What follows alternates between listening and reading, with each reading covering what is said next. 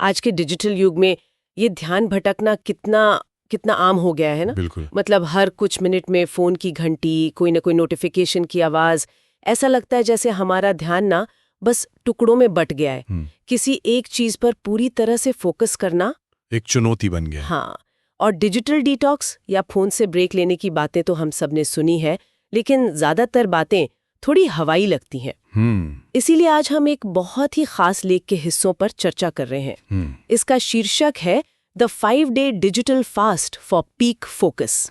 और इसकी टैगलाइन तो और भी ज्यादा ध्यान खींचने वाली है। 5 दिन फोन कंट्रोल करो, फोकस लेवल डबल हो जाएगा। 5 दिन में फोकस दोगुना, ये तो बहुत बड़ा दावा है। बिल्कुल। और ये सिर्फ एक क्लिकबेट जैसा दावा नहीं है। ये लेख एक बहुत दिलचस्प तर्क देता है। अच्छा, ये कहता है कि हमारा ध्यान बिखरा हुआ नहीं है, हमारा ध्यान चोरी हो रहा है। और ये जो 5 दिन का कार्यक्रम है, ये उस चोरी को रोकने और अपने दिमाग को फिर से ट्रेन करने का एक तरह से एक तरीका है। चोरी हो रहा है?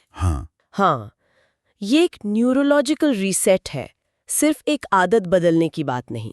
न्यूरोलॉजिकल रीसेट, ये शब्द ही इसे और ज्यादा गंभीर बना देता है। तो चलिए इसी को खोलते हैं। लेख में डिजिटल फास्ट और फोन कंट्रोल दोनों शब्दों का इस्तेमाल हुआ है। हाँ। हमने तो अक्सर इन दोनों को एक ही चीज समझा है, लेकिन क्या इनमें कोई जरूरी अंतर है? हाँ, और यही इस लेख का पहला बड़ा आइडिया है। देखिए, फास्ट या उपवास का मतलब हो सकता है कि आप पूरी तरह से परहेज कर रहे हैं, सब कुछ बंद। हाँ। लेकिन कंट्रोल का मतलब है एक सोची समझी रणनीति। लेख यही कहता है कि सिर्फ फोन बंद कर देना काफी नहीं है, क्योंकि असली समस्या हमारा फोन नहीं है। तो फिर क्या है? बल्कि हमारे दिमाग की वो आदत है जो हर कुछ मिनट में एक नई उत्तेजना या कह सकते हैं एक हिट चाहती है। आप डोपामीन की बात कर रहे हैं, है ना? वो जो फील गुड केमिकल होता है। बिल्कुल। हर लाइक, हर कमेंट पर जो मिलता है, लेख इसी पर जोर देता है। वो इसे डोपामीन बेसलाइन रीसेट कहता है। Dopamine baseline reset? हाँ, जब हमें लगातार ये छोटे छोटे डिजिटल इनाम मिलते रहते हैं, तो हमारे दिमाग का जो बेसलाइन या सामान्य स्तर है, वो बढ़ जाता है। अच्छा। नतीजा ये होता है कि जो सामान्य चीजें हैं, जैसे किताब पढ़ना या किसी से गहरी बातचीत करना, उनमें हमें मजा ही नहीं आता, क्योंकि उनसे उतना बड़ा डोपामीन रश नहीं मिलता। तो ये 5 दिन का कंट्रोल उस बेसलाइन को धीरे धीरे वापस नॉर्मल पर लाने के लिए है। बिल्कुल, ताकि हमारा दिमाग फिर से छोटी, गहरी और जो सार्थक चीजें हैं, उनमें खुशी महसूस कर सके। ये तो बहुत दिलचस्प है। तो ये सिर्फ ध्यान वापस पाने के बारे में नहीं है, बल्कि चीजों को एंजॉय करने की हमारी क्षमता को वापस पाने के बारे में भी है। सही कहा। लेख में एक और कॉन्सेप्ट की बात है, अटेंशनल रेसिड्यू। ये क्या चीज है? हाँ, और ये शायद सबसे जरूरी बात है। अटेंशनल रेसिड्यू यानी ध्यान का बचा हुआ अवशेष। लेख समझाता है कि जब आप कोई काम कर रहे हैं और बीच में सिर्फ 30 सेकंड के लिए कोई नोटिफिकेशन चेक करते हैं, तो आपका दिमाग उस काम पर पूरी तरह वापस नहीं आता। सही बात है। उस नोटिफिकेशन का एक छोटा सा हिस्सा, कोई ईमेल, कोई मैसेज, वो आपके दिमाग के बैकग्राउंड में चलता रहता है। अच्छा। और ये अवशेष आपकी दिमागी क्षमता का 20 से 30% हिस्सा खा जाता है। तो भले ही आप काम पर लौट आएं, आप अपनी पूरी क्षमता से काम नहीं कर रहे होते। आप समझ आया। ये सिर्फ रुकावटों को हटाने के बारे में नहीं है, बल्कि उन रुकावटों के पीछे जो दिमागी कचरा रह जाता है, उसे भी साफ करने के बारे में है। ठीक है, तो विज्ञान तो समझ में आता है, लेकिन ये 5 दिन का कार्यक्रम असल में दिखता कैसा है? सुनने में तो बहुत मुश्किल लग रहा है। मुश्किल है, लेकिन इसका ढांचा बहुत सोचा समझा है। ये सिर्फ फोन का इस्तेमाल मत करो जैसा सरल नियम नहीं है। हर दिन का एक खास मकसद है। ठीक है, तो दिन 1 से शुरू करते हैं। क्या होता है पहले दिन? दिन 1 को लेख कहता है जागरूकता और ऑडिट, लेकिन यह सिर्फ स्क्रीन टाइम ट्रैक करने से कहीं ज्यादा है। अच्छा। ये आपको एक डायरी रखने के लिए कहता है, जिसमें आप ये लिखें कि आपने फोन कब उठाया और उस समय आप कैसा महसूस कर रहे थे। क्या आप बोर हो रहे थे या चिंतित थे या बस आदत से मजबूर थे? अरे वाह। इससे आपको अपने इमोशनल ट्रिगर्स पहचानने में मदद मिलती है। आपको पता चलता है कि आप फोन का इस्तेमाल एक टूल की तरह नहीं, बल्कि एक इमोशनल बैसाखी की तरह कर रहे हैं। बिल्कुल।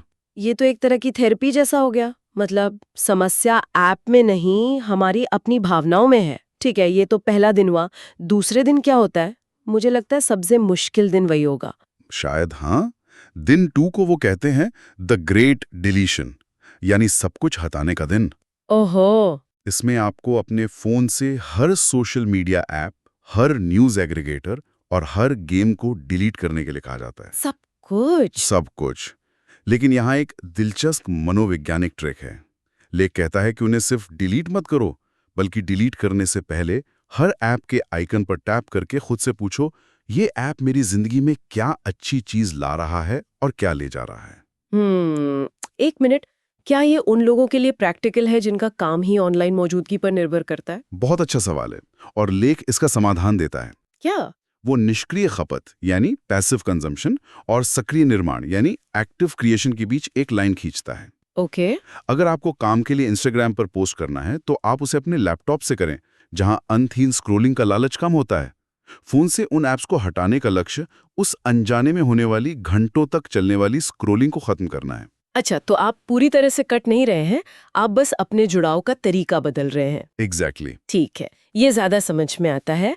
तो दिन 3 में क्या होता है? दिन 3 का नाम है द साइलेंस प्रोटोकॉल। इस दिन आप अपने फोन की लगभग सारी नोटिफिकेशंस बंद कर देते हैं। सारी? लगभग सारी। लेकिन यहाँ भी एक खास नियम है। लेख सिर्फ सब बंद कर दो नहीं कहता, वो नोटिफिकेशन बजट का आइडिया देता है। Notification budget? ये क्या है? आप केवल 3 ऐप्स चुन सकते हैं जो आपको नोटिफिकेशन भेज सकते हैं, जैसे फोन कॉल्स, मैसेजिंग ऐप और शायद कैलेंडर। बाकी सब कुछ बंद। इसका कारण यह है कि हर पिंग या बज वो हमारे दिमाग के फाइट या फ्लाइट रिस्पॉन्स को हल्का सा एक्टिवेट करता है, जिससे तनाव का स्तर बढ़ता है। तो इस दिन आप उस लगातार बजने वाले अलार्म को बंद कर देते हैं। मुझे ये नोटिफिकेशन बजट वाला आइडिया पसंद आया। ये यथार्थवादी लगता है। लेकिन मुझे एक बात बताइए, इन शुरुआती दिनों में वो जो विड्रॉल सिम्टम्स होते हैं, वो भी तो महसूस होते होंगे? बहुत ज्यादा। बेचैनी, बार बार फोन चेक करने की इच्छा। मैंने खुद एक बार सिर्फ 24 घंटे के लिए ऐसा करने की कोशिश की थी और मुझे लगा जैसे मैं पागल हो जाऊंगी। हाँ, लेख इस पर पूरा एक सेक्शन देता है, और ये कोई मजाक नहीं है। मैंने खुद इसका एक 48 आवर्स का संस्करण आजमाया था, और पहली शाम को मैं सचमुच एक दीवार को घूर रहा था। सच में? हाँ, मुझे समझ नहीं आ रहा था कि मैं क्या करूं। मैं सचमुच बोर होना भूल गया था। ये एक ही समय में डरावना और आंखें खोलने वाला था। लेख कहता है कि ये बेचैनी एक अच्छा संकेत है। इसका मतलब है कि आपका दिमाग खुद को फिर से व्यवस्थित कर रहा है। वो सलाह देते हैं कि इस खालीपन को भरने के लिए पहले से योजना बनाएं, टहलने जाएं, कोई पुरानी हॉबी उठाएं, या बस बोर हो। बोरियत को महसूस करना, ये एक ऐसी चीज है जिससे हम हमेशा भागते हैं। बिल्कुल। ठीक है, तो अब हम दिन 4 पर आते हैं। दिन 4 को प्रोएक्टिव एंगेजमेंट कहा गया है। अब जब आपने डिजिटल शोर कम कर दिया है, तो ये उस खाली जगह को जानबूझकर अच्छी चीजों से भरने का समय है। जैसे कि आप अपने दिन में डीप वर्क या गहरी सोच के लिए 90 मिनट का एक ब्लॉक शेड्यूल करते हैं, जिसमें फोन दूसरे कमरे में होता है। आप किसी दोस्त को फोन करके लंबी बातचीत करते हैं, वीडियो कॉल नहीं। आप एक किताब उठाते हैं। इसका मकसद दिमाग को यह सिखाना है कि उत्तेजना और जुड़ाव के लिए फोन के अलावा भी दुनिया है। और आखिर में दिन 5 री एंट्री स्ट्रैटेजी यानी वापसी की रणनीति के बारे में है, और ये शायद सबसे जरूरी दिन है। क्यों? क्योंकि फास्ट खत्म होने का मतलब ये नहीं है कि आप वापस पुरानी आदतों में चले जाएं। इस दिन आप एक योजना बनाते हैं। आप तय करते हैं कि कौन से ऐप्स आपके फोन में वापस आएंगे और उनके उपयोग के नियम क्या होंगे। जैसे मैं इंस्टाग्राम को वापस इंस्टॉल करूंगा, लेकिन मैं उसे दिन में सिर्फ 20 मिनट के लिए शाम को 8 बजे इस्तेमाल करूंगा। आप अपने फोन की होम स्क्रीन को फिर से डिजाइन करते हैं ताकि सिर्फ काम के ऐप सामने हो और बाकी सब एक फोल्डर में छिपे हों। तो आप अपने फोन को एक स्लॉट मशीन की जगह एक टूल बॉक्स बना रहे हैं। बिल्कुल सही। ये पूरा ढांचा तो बहुत बहुत व्यापक है। ये सिर्फ एक चुनौती नहीं, ये तो एक पूरा सिस्टम है। चलिए अब उस बड़े वादे पर वापस आते हैं जिसने हमारा ध्यान खींचा था। फोकस लेवल डबल हो जाएगा। इस पूरे सिस्टम को समझने के बाद क्या ये दावा अब भी मार्केटिंग जैसा लगता है या इसमें कोई सच्चाई है? मुझे लगता है कि इसे समझने का तरीका बदलना होगा। लेख साफ करता है कि 2 गुना कोई गणितीय माप नहीं है। ऐसा नहीं है कि आपका फोकस 20 मिनट से 40 मिनट का हो जाएगा। तो फिर? ये एक गुणात्मक यानी क्वालिटेटिव बदलाव है, मात्रात्मक या क्वांटिटेटिव नहीं। इसका मतलब है आपके ध्यान की गहराई का 2 गुना होना। ध्यान की गहराई, इसे थोड़ा और समझाइए। इसका संबंध उस फ्लो स्टेट से है जिसके बारे में मनोवैज्ञानिक मिहाई चिक्सिंट-मिहाई ने लिखा है। Flow state? हाँ, वो मानसिक अवस्था जब आप किसी काम में पूरी तरह डूब जाते हैं, समय का पता नहीं चलता और आपका प्रदर्शन अपने चरम पर होता है। ओके। लगातार डिजिटल रुकावटें और वो अटेंशनल रेजिड्यू वो हमें इस अवस्था में जाने से रोकते हैं।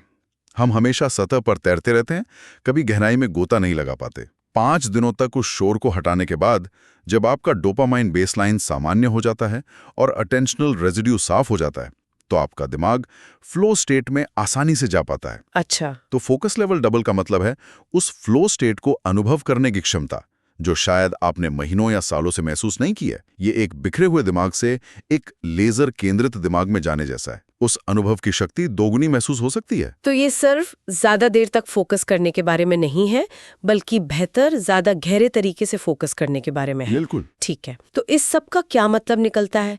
ये स्रोत हमें एक बहुत ही शक्तिशाली विचार दे रहा है कि एक छोटा संरचित कार्यक्रम हमारे दिमाग के काम करने के तरीके को नाटकीय रूप से बदल सकता है। हाँ, इसका मुख्य सार यह है कि हमारा ध्यान एक मांसपेशी की तरह है। हमने इसे लगातार छोटे बिना मतलब के कामों से कमजोर कर दिया है। ये 5 दिवसीय कार्यक्रम उस मांसपेशी के लिए एक गहन प्रशिक्षण शिविर जैसा है। यह हमें याद दिलाता है कि फोकस कोई जन्मजात प्रतिभा नहीं है, ये एक कौशल है जिसे विकसित किया जा सकता है।